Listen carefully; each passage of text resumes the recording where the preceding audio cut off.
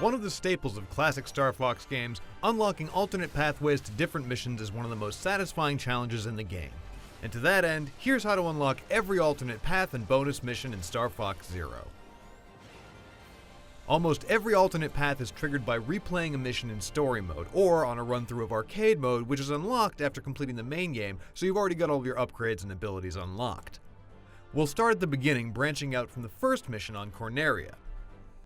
This path requires you to have unlocked the teleporter on this level, meaning you need to have completed at least up through the mission in Sector Beta. As you're exiting Corneria City, you'll see a large transport ship pass ahead of you. Transform into the Walker version of the R-Wing and use it to toggle the red switch on the ground, then pass through the doorway that opens in front of you. Shoot all the Strider drones off the sides of the ship, and Fox will head for the portal.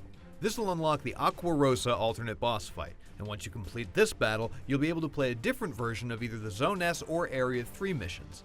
Selecting Area 3's alternate mission, Chaos at the Colony, will require you to complete the Asteroid Field mission before getting back on track to Sector Beta, while the alternate mission on Zone S will lead to either one.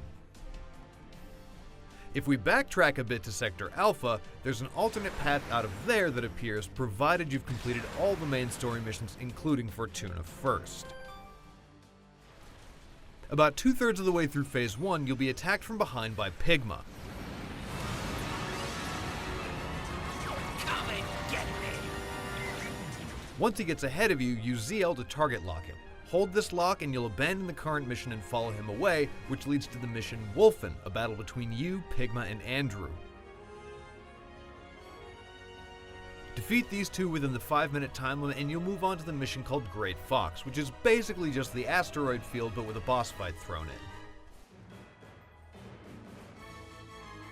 From there you'll move on to Sector Gamma, which resumes the standard path to Fucina, then Sector Omega, and so on.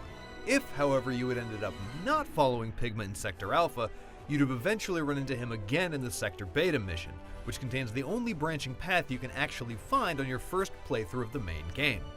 Usually the first time you play through this mission, Wolf will get bored of fighting, shoot down Peppy, and fly off, then you'll have to go to Titania to rescue Peppy. However, if a pilot is skilled enough to take down Wolf's ship before he can shoot down Peppy, they'll receive a mission accomplished ranking for this mission and continue on their way to Fortuna and then Venom instead of taking the detour to Titania.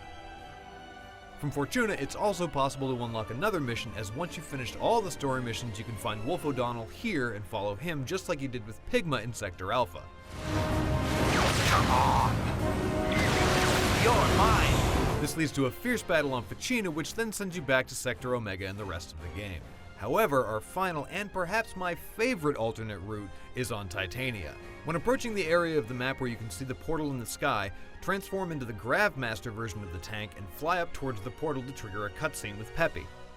The two of you will enter the portal together, and on the other side, players will get to take control of Peppy, who then loses his mind every time you do a barrel roll.